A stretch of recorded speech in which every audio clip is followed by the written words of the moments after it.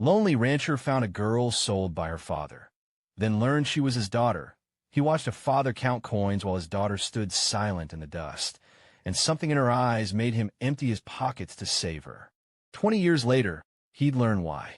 The crossroads had no name, just two dirt paths meeting under a dead cottonwood tree. Samuel Harrow had passed this spot 1,000 times, riding between his ranch and the nearest town, but today something made him slow his horse. Two figures stood in the shade, a man counting coins and a girl no more than 16, her dress faded from too much washing and not enough care. The wind picked up, swirling dust around them like ghosts, and Samuel heard the words that would change everything. $50, the man said. She can cook, clean, and good with animals. And won't give you no trouble. The girl stood perfectly still, her hands folded in front of her, eyes fixed on the horizon. Not looking at the man who called himself her father. Not looking at anything, really. Just seeing through the world like it was made of glass. Samuel's stomach turned. He'd seen horses sold with more ceremony than this. I ain't running that kind of establishment, said the buyer, a thick-set man with gold teeth. But she's pretty enough. $40. 45. They haggled over her life like she was a saddle or a sack of grain. Samuel's hands tightened on his reins. He thought of riding on, of minding his own business like he'd done for 20 years. But something in the girl's stillness held him. The way she breathed, slow and careful, like she was rationing air itself. 42, final offer, Gold Teeth said. Done. The father held out his palm, eager for the weight of coins. That's when the girl finally moved, just her head turning slightly, and Samuel saw her face full on. Hollow cheeks, eyes the color of storm clouds, and a mouth set in a line so straight it could have been carved from stone. But it was her hands that made him speak. They trembled, just barely like leaves before rain, the only sign that inside her stillness something was breaking. Wait, Samuel heard himself say. Both men turned. The girl didn't move. This your business, stranger? The father asked. He had the look of a man who'd given up on everything except the next bottle. How much? Samuel asked. Transactions complete, Gold Teeth said. Not till money changes hands. Samuel dismounted, his boots hitting the dust with purpose. I'll give you 60. Gold Teeth laughed. Well, now price just went up. 75. For the girl. The father's eyes lit with greed. Hell, mister, you can have her for 65. They were bidding on her like cattle at auction. Samuel pulled out his leather pouch, heavy with 3 months' profit from selling horses. He planned to buy winter supplies, maybe fix the barn roof. Instead, he emptied it onto a flat rock. All of it, he said. Must be $90 there. The father's hands shook as he counted. Gold Teeth spat in the dust and walked away, cursing about time wasted. And through it all, the girl never moved, never spoke, just stood there like she was already gone from this world. She's yours, the father said, stuffing the money into his coat. He didn't look at his daughter, didn't say goodbye, just mounted his mule and rode off, the sound of hooves fading until there was nothing left but wind. Samuel and the girl stood alone at the crossroads. You got a name? He asked gently. Mary, she said. Her voice was rust on iron and used to speaking. I'm Samuel. Got a ranch about 5 miles north. You'll be safe there. Safe, she repeated, like she was tasting a foreign word. They rode in silence, her sitting behind him on the horse, careful not to touch more than necessary. The sun dropped low, painting the desert in shades of blood and gold. Samuel's mind churned with questions he couldn't ask. What kind of man sells his daughter? What kind of daughter stands silent while it happens? The ranch appeared as shadows grew long. A modest house, a barn missing some boards, fences that needed mending. Nothing special, but it was his, built with his own hands after he'd lost everything that mattered. It ain't much, he said.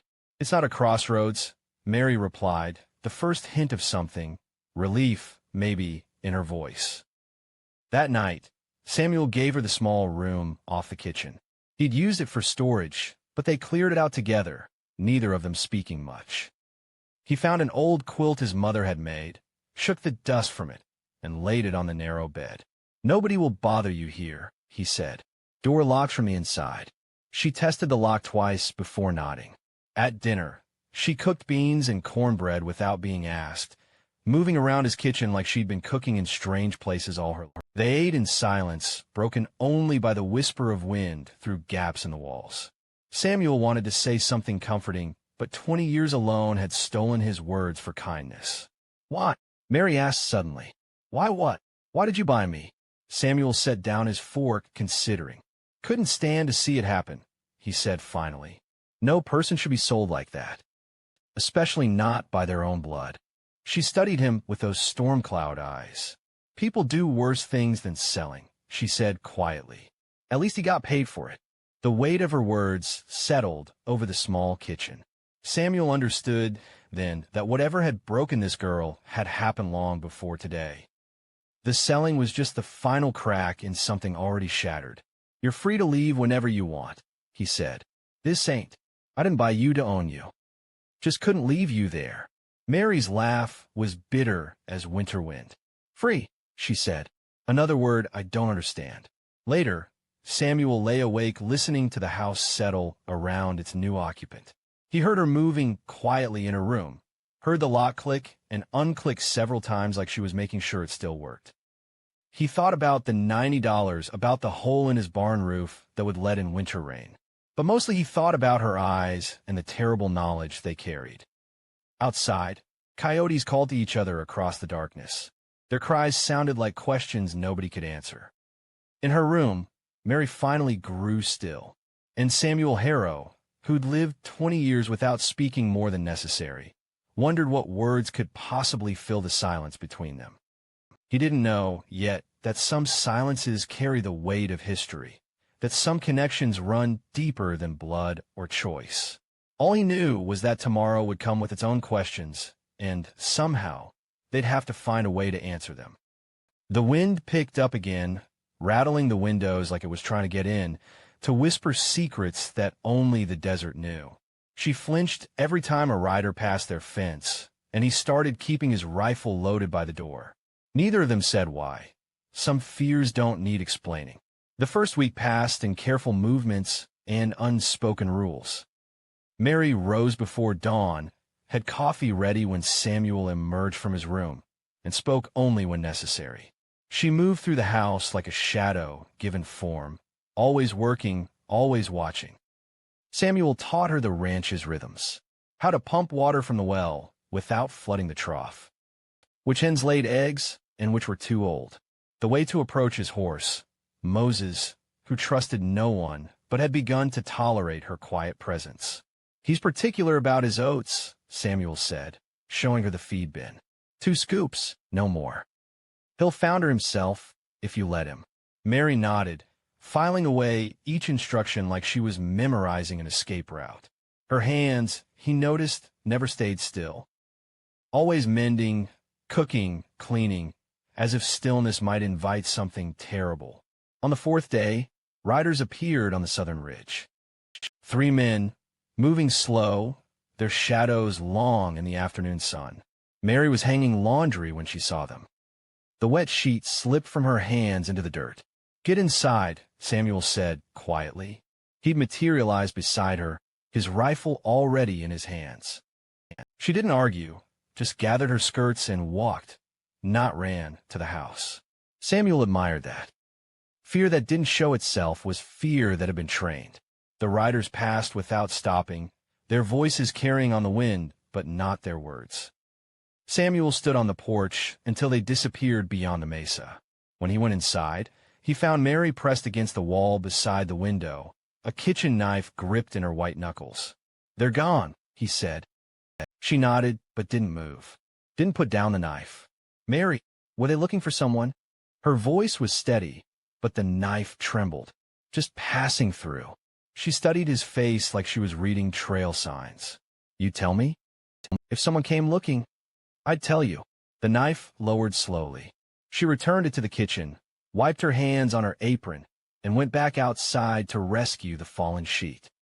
Neither of them mentioned it again, But that night Samuel cleaned his rifle twice and set it beside his bed instead of above the mantel. Days folded into each other like pages in a book nobody was reading. They developed a language without words, a lifted eyebrow when coffee was ready, a tilted head when dinner was served.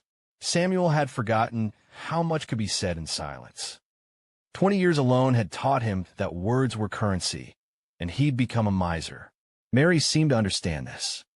She filled the quiet with small sounds, humming while she cooked, the whisper of thread through fabric as she mended his shirts. Not quite music, but something like it. Something that made the house feel less like a cave and more like a home. One evening, she surprised him. "You had a family?" she asked over dinner.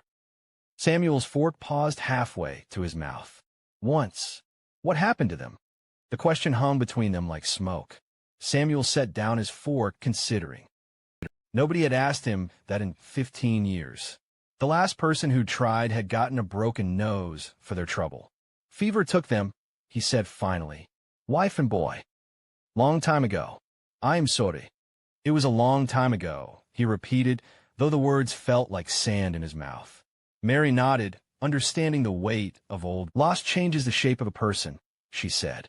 "Leaves holes nothing else fits into. That why your father?" Samuel couldn't finish the question. "He wasn't always like that," Mary said quietly. "Mama's death broke something in him. Started drinking to forget, then drinking to remember, then just drinking. I became a reminder of what he'd lost. Some men can't stand to look at their own grief. So he sold it instead." A bitter smile touched her lips. Easier than looking at it every day. They finished dinner in silence, but it was a different kind of quiet. Not empty, but full of understanding.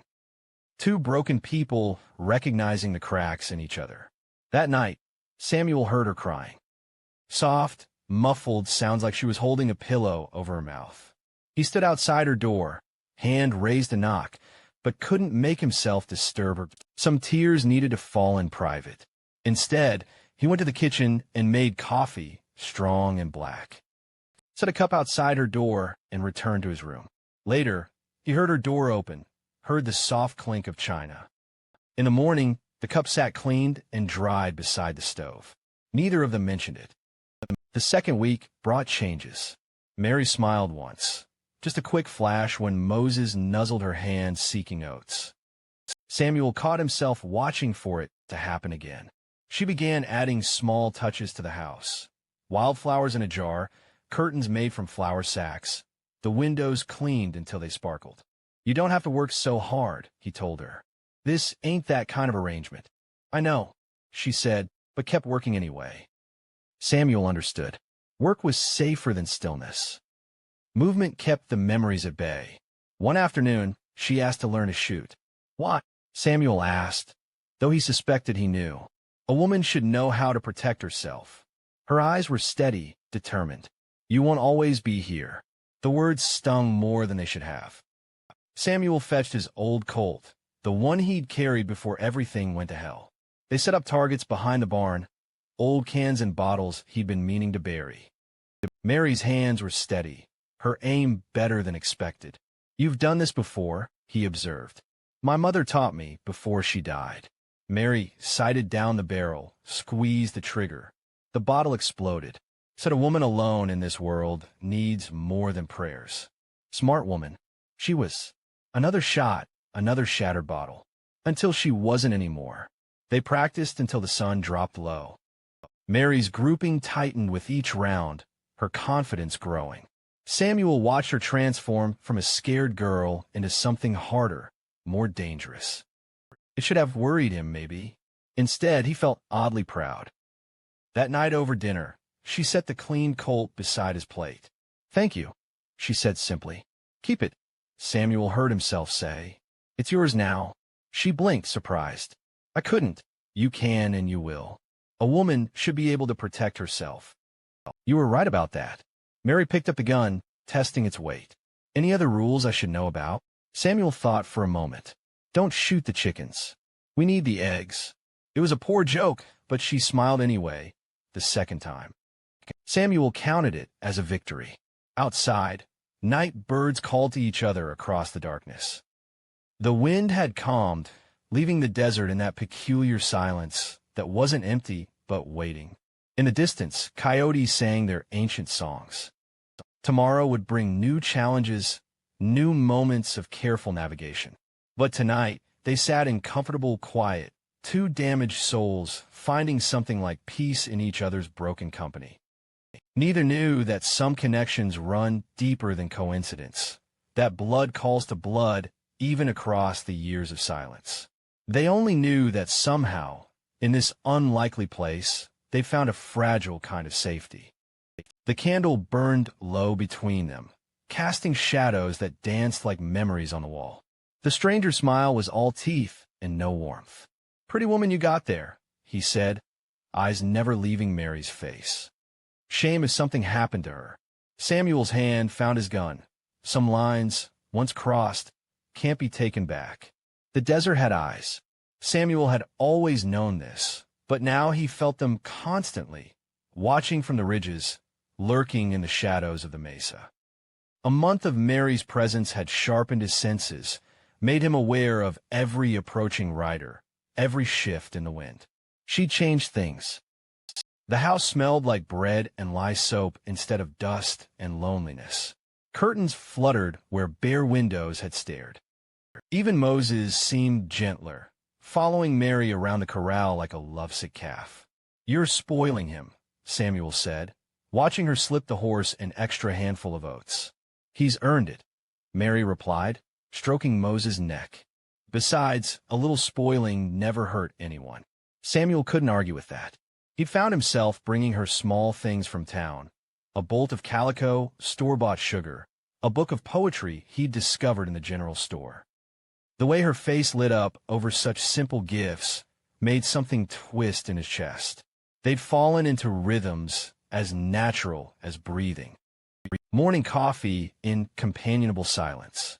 Mary humming while she worked, Samuel repairing what 20 years of neglect had broken. Evenings on the porch, watching the sun paint the desert gold and crimson. "Tell me about the stars," she'd asked one night. So he did, pointing out constellations his grandfather had shown him, the hunter, the bear, the seven sisters. Mary listened with her head tilted back, trust written in the exposed line of her throat. Samuel had to look away from the vulnerability of it. "You know a lot for a rancher," she observed. "Wasn't always a rancher," he said, then closed that door before she could walk. Mary understood closed doors. She had enough of her own.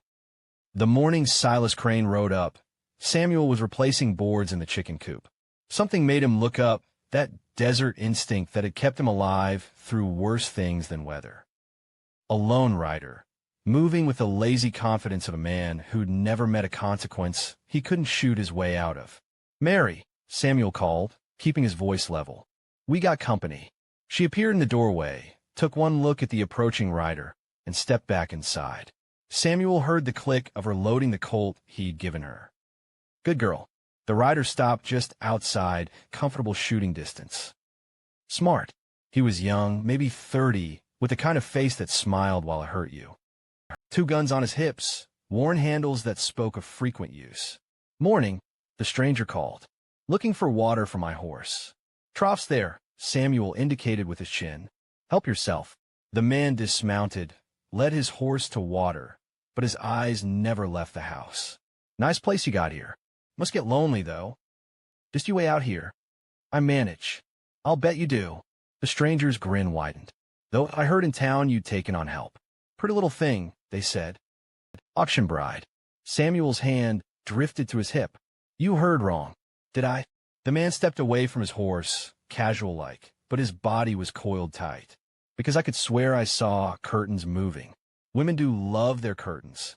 State your business or move on." "Business." "I like that."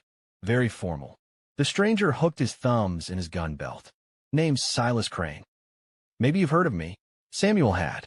Hired gun out of Texas. The kind who'd kill a man over a card game and sleep sound after. "Can't say I have," Samuel lied. "Well, that's disappointing." Crane's eyes glittered like a snake's. "See, I'm in the business of finding things. Lost cattle, missing horses." He paused, smiled wider. "Runaway women." The porch board creaked under Samuel's shifting weight. Nobody here but me. Sure, sure. Crane made a show of looking around. Though that's an awful lot of wash hanging for one man. Unless you've taken to wearing petticoats, you need to leave. Now, that's unfriendly. Crane took a step closer. Here I am, just making conversation. Wondering if maybe you'd seen a woman pass through. Young, pretty, dark hair. Father's looking for her. Worried sick he is. Haven't seen anyone.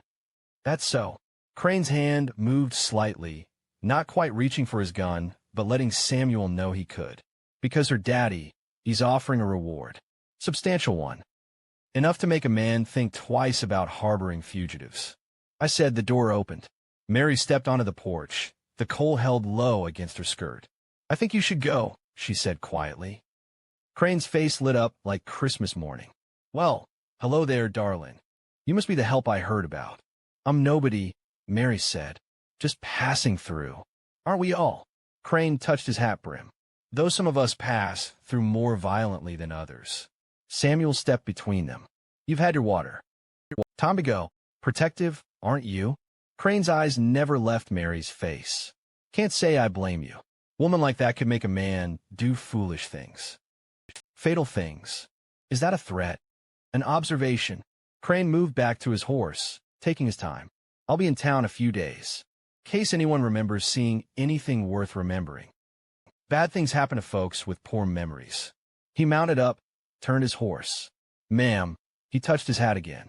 Be seeing you. They watched him ride away, neither moving until he disappeared beyond the ridge. Only then did Mary lower the colt, her hand shaking. He knows, she whispered. He suspects, Samuel corrected. That's different, is it? She looked up at him, fear naked in her eyes. Men like that don't need proof. Just an excuse. Samuel wanted to argue, but she was right. He'd known men like Crane, predators who hunted for sport as much as profit. The badge of law meant nothing to them except as another tool. Pack your things, he said. Mary blinked. What? Pack light. Only what you can carry on Moses. You're sending me away? Her voice broke on the last word. We're leaving, Samuel corrected. Both of us. Tonight. But the ranch is just land and wood. He gripped her shoulders, gentle but firm. You're worth more than property. Something shifted in her face, a wall crumbling.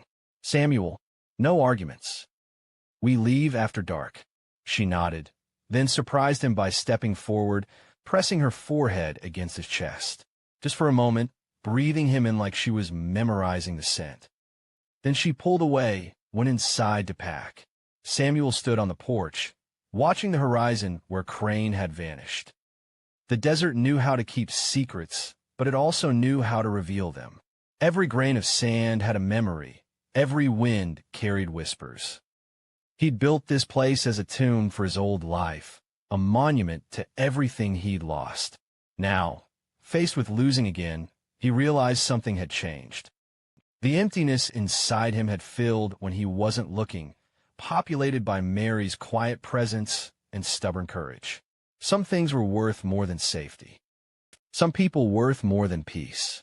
The sun beat down mercilessly, and somewhere in the distance, vultures circled. The desert was patient. It could wait for its meal. But Samuel wouldn't give it Mary, not while he still drew breath. He went inside to pack what little mattered, leaving 20 years of solitude behind like a snake shedding skin. Some transformations came slowly. Others arrived with the suddenness of gunfire. Either way, there was no going back. The moon hung red as blood when they came. 3 shadows against the ridge, patient as death. Samuel pushed Mary behind the water trough. When I start shooting, you run for Moses. She gripped his arm. Not without you. But promises were luxury they couldn't afford. The moon rose wrong that night, swollen and red, like a wound in the sky. Samuel had seen blood moons before.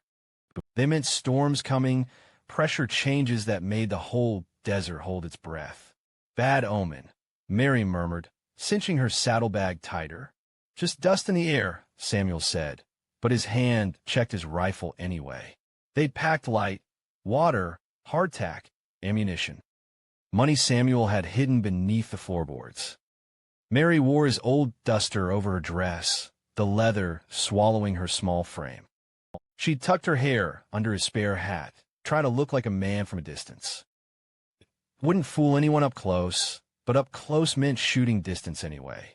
"Ready?" he asked. She nodded, then froze. Listen. Samuel heard it too, the absence of sound. No coyotes calling. No wind through the canyon. The desert holding its breath. The first shot shattered the kitchen window. "Down!"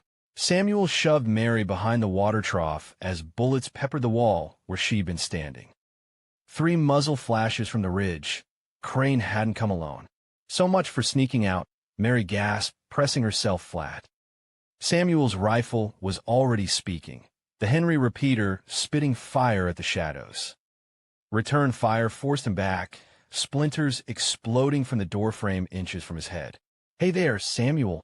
Crane's voice carried across the yard, jovial as a church social. "No need for all this fuss. Just send out the girl, and we'll be on our way." "Go to hell," Samuel growled, sighting down his barrel. "Already been. Too hot for my taste." A pause. "Tell you what, I'm feeling generous. Give her up, and I'll let you keep breathing. Man needs help around a place like this." Mary started to rise. Samuel caught her arm. "Don't even think about it. He'll kill you," she whispered. "He'll kill us both regardless." Samuel squeezed off another shot, heard someone curse. Men like him don't leave witnesses. More gunfire erupted, coming from 2 directions now. They'd split up, trying to flank. "Smart." Samuel grabbed Mary's hand, pointed to the barn. "When I cover you, run. Moses is saddled. What about you? Right behind you. On 3. He didn't wait for argument. 1, 2. He rose firing, the Henry singing its deadly song. Mary sprinted for the barn, graceful as a deer despite her fear. Samuel followed, walking backward, laying down, covering fire. The bullet caught him just as he reached the barn door, a punch of heat through his left shoulder that spun him sideways. He stumbled, caught himself on the doorframe. "Samuel." Mary reached for him. "I'm Fina." Blood soaked through his shirt, hot and sticky. "Get Moses." She hesitated, torn between obeying and helping. Another volley of gunfire decided her. She ran for the stall while Samuel barricaded the door, his left arm hanging useless. "Getting sloppy, Samuel," Crane called. "Was that blood I saw? Hate to see you bleed out slow. Why don't you make it easy on everyone?" Samuel's answer was another rifle shot through the barn window. His shoulder screamed protest, but rage was better than morphine for keeping a man upright. "Stubborn bastard." Crane sounded almost admiring. "Boys, light it up." The first burning torch arced through the air, landing in the hay. Then another. And another. Fire. Mary led Moses out, the horse dancing nervously as smoke began to fill the barn. "They're burning us out." Samuel made a decision. "Take Moses. Back door. Ride hard for Las Cruces." "No, that's an order." "I don't take orders." She drew the Colt, checked the cylinder. "We leave together or not at all." There wasn't time to argue. The hay caught fast, 20 years of desert dry, tinder going up like paper. Smoke billowed thick and choking. "All right," Samuel coughed. "Mount up." She swung into the saddle. Samuel tried to follow, but his wounded shoulder gave out. He grabbed the saddle horn one-handed, struggling to pull himself up. Footsteps outside. Close. Mary made a sound, half snarl, half prayer, and leaned down, hauling him up by his gun belt with strength born of desperation. He landed behind her just as the barn door exploded inward. A man silhouetted against flames, raising his gun. Mary shot him twice, center mass. He dropped like a stone. "Right." Samuel wrapped his good arm around her waist. Moses burst from the burning barn like something out of Revelation, a dark horse carrying 2 riders through smoke and flame. Gunfire followed them, bullets singing past like angry hornets. Samuel felt the impact more than the pain. Another punch, this time through his side. He gritted his teeth, held tighter to Mary. If he fell now, she'd stop, and stopping meant dying. They thundered past the house, past the cottonwood, into the open desert. Behind them, the barn sent a pillar of fire into the blood-red sky. There! Mary pointed to a wash cutting through the flatland. Cover. She guided Moses down into the natural trench, hooves slipping on loose stone. They could still hear shouting behind them, see torch lights spreading out in search pattern. Samuel? Mary twisted in the saddle. Her hand came away red from his side. Oh God, keep riding, he managed. You're bleeding bad. I know. The world kept trying to tilt sideways. Las Cruces. Doctor there. That's 30 miles. Then we'd better hurry. She kicked Moses hard, and the faithful horse gave them everything he had. The wash opened onto a canyon, moonlight painting the walls silver and shadow. Samuel's blood dripped steadily, marking their trail. Stay with me, Mary pleaded. Don't you dare die on me, Samuel Worth. Wouldn't dream of it, he mumbled against her shoulder. She smelled like smoke and fear and something indefinably hers. Too stubborn. Good. Her voice caught. Because I have things to tell you. Things that matter. But you have to live to hear them. Tell me now. No. You live, and I'll tell you everything. She urged Moses faster. Every secret, every truth. But you have to live.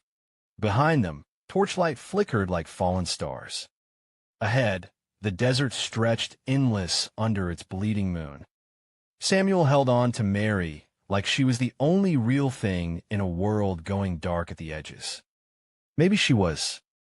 His blood painted Moses's flank black in the moonlight. Too much blood. But he'd promised to live, and Samuel Worth kept his promises, even if keeping them killed him. The canyon narrowed, forcing pursuers to come single file if they followed. Mary chose their path with desperate intuition, trusting Moses to find footing in the treacherous dark. Each jar sent lightning through Samuel's wounds, but he held on. For her. For the chance to hear those untold truths. For the possibility that a man who'd lived in darkness might die in something resembling light. The blood moon watched it all, patient as stone. The desert had seen this story before. Desperate flight, spilled blood, promises made at the edge of ending. Sometimes the desert got its meal. Sometimes it went hungry. Tonight remained unwritten, measured in hoofbeats and heartbeats and blood.